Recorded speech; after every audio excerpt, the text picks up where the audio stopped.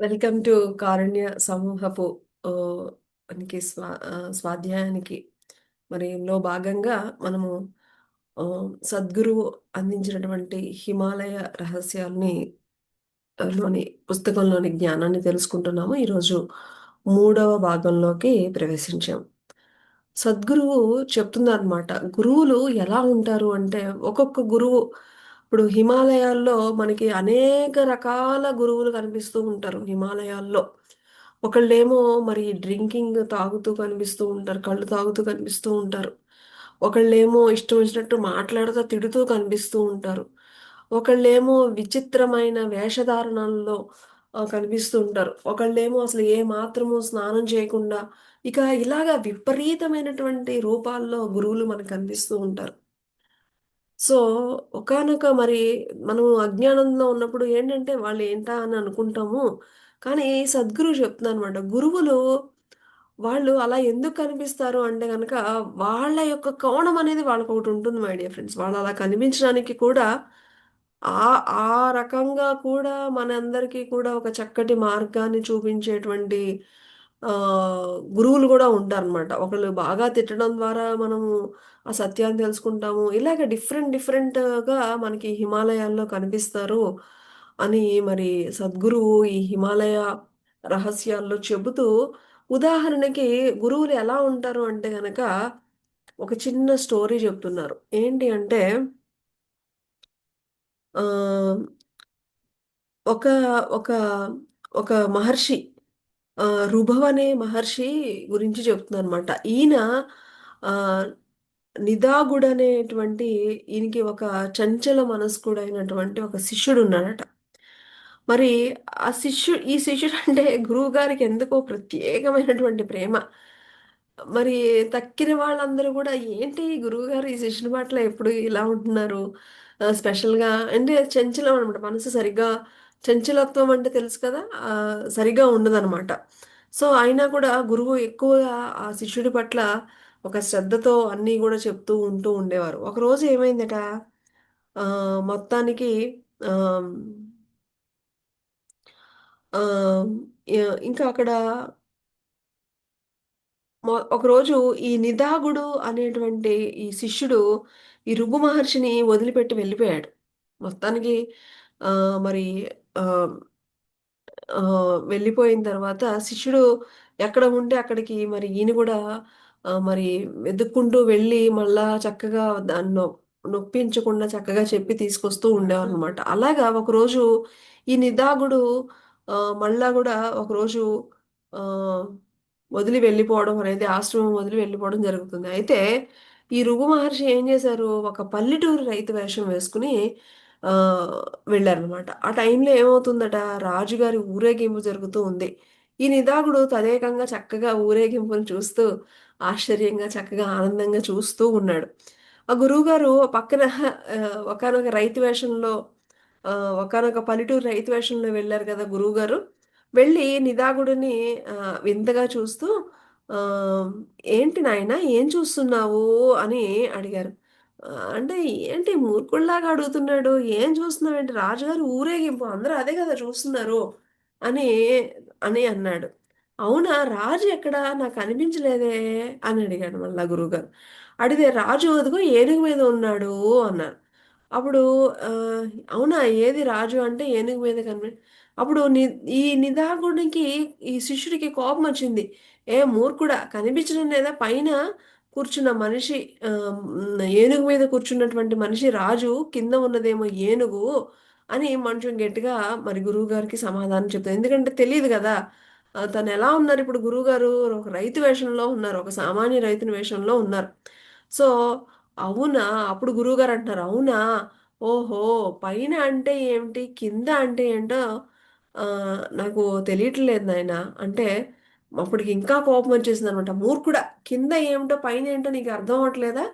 ఉండు నీకు అర్థమయ్యేటట్లు చెప్తానని" చెప్పేసి గురువుగారిని బలవంతంగా వంచి ఆయన భుజాల మీద కూర్చుని, "ఇదిగో చూడు నీవు కిందున్నావు. నేను పైన ఉన్నాను. నీకిప్పుడు అర్థమైందా కిందంటే ఏంటో, పైనంటే ఏంటో" అని అర్థమయ్యేటట్లు చెప్తే, "నిజంగా అర్థం కాలేదు నాయనా. నాకిప్పుడు మనిషంటే అర్థమైంది. ఏనుగంటే అర్థమైంది. పైన కింద అంటే ఏమైంది?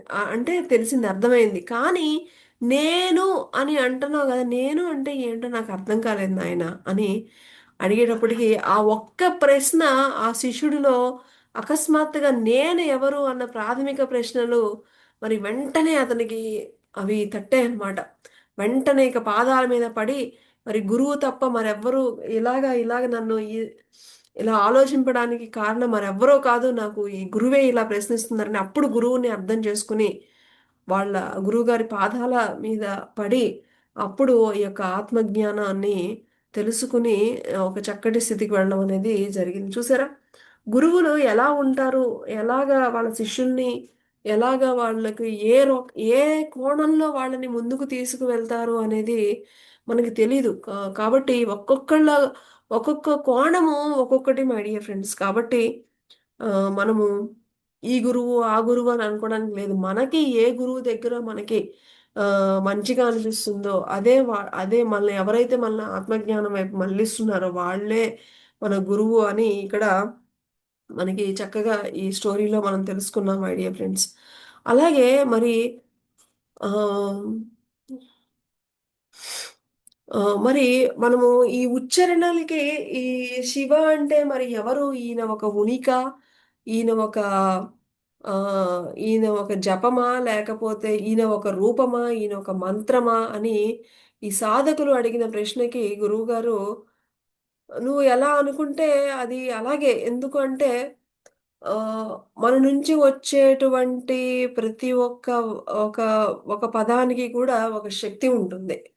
సో, నువ్వు ఆ యొక్క పదాలని ఒక అనుగుణంగా, ఒక పద్ధతిలో గనక నువ్వు ఉచ్చరిస్తే అది అద్భుతమైన శక్తే" అని చెబుతూ, మరి ఒక రూపం ఉందా అంటే గనక రూపం ఉందా అంటే గనక దానికి ఎగ్జాంపుల్ కింద మరి ఈషా ఫౌండేషన్‌లో మరి ఆహ్, ఆహ్, శివది అది ఆ రూపము ప్రతిష్ఠించేటప్పుడు వాళ్ళకి మరి ఆహ్, ఎంతో మరి అక్కడ ఆ యొక్క శక్తిని అక్కడ అంతటిని కూడా అక్కడ తీసుకురావడానికి వాళ్ళకెంతో వాళ్ళు వాళ్ళకెన్నో రోజులు పట్టింది వాళ్ళకి.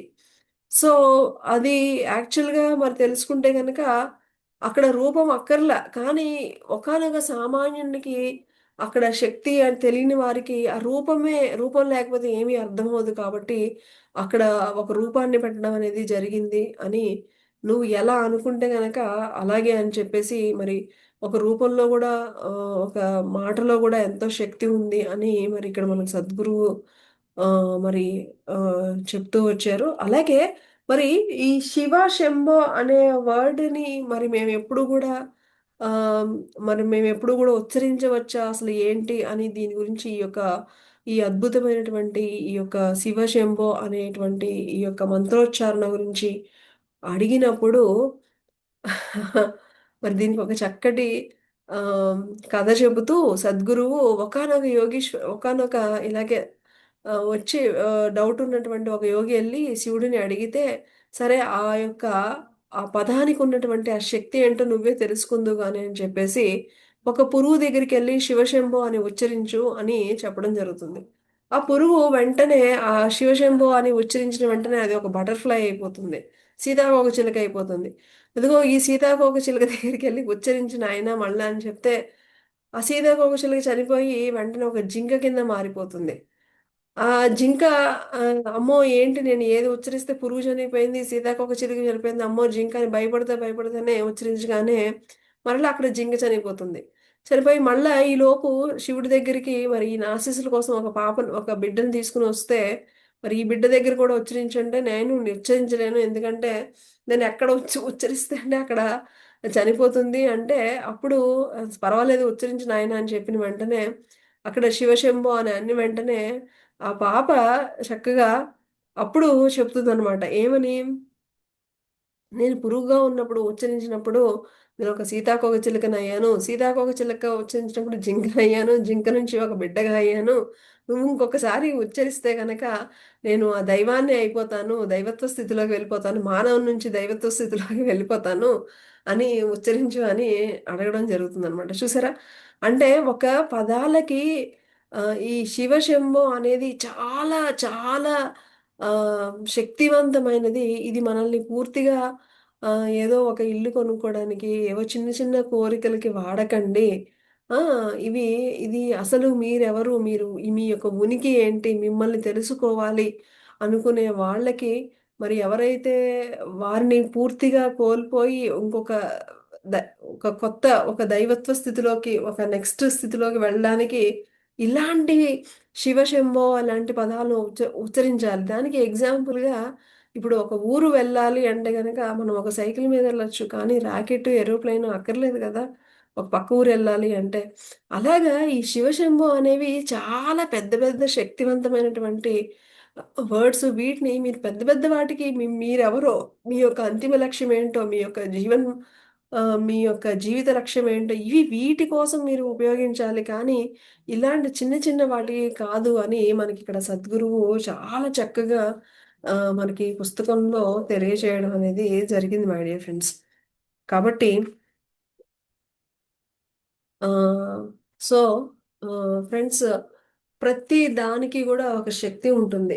మనము సరదాగా ఆహ్ అనుకునేటువంటి ఒక చిన్న చిన్న మాటలకి కూడా మనం చాలా లైట్‌గా తీసుకుంటూ ఉంటాం. కానీ ప్రతి దానిలోనూ గూడా ఎంతో విలువ ఉంటుంది మై డియర్ ఫ్రెండ్స్.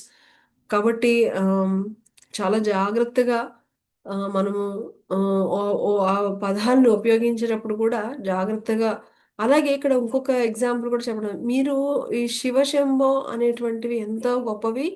మీరు ఈ చిన్న చిన్న కోరికలకు ఉపయోగించుకొని మీ ఇంట్లోనే నిలిపేయాలి అనేటువంటి వాటి నుంచి కూడా బయటపడండి. ఇదంతా కూడా చాలా మీరు ఎన్‌లైట్‌మెంట్ అవ్వడానికి ఇలాంటి వాటికి ఈ శివశంభో అనేటువంటి పదాన్ని ఉపయోగించాలి అని గూడా మనకి సద్గురువు మరి ఈ పుస్తకంలో చాలా చక్కగా చెప్పడం జరిగింది.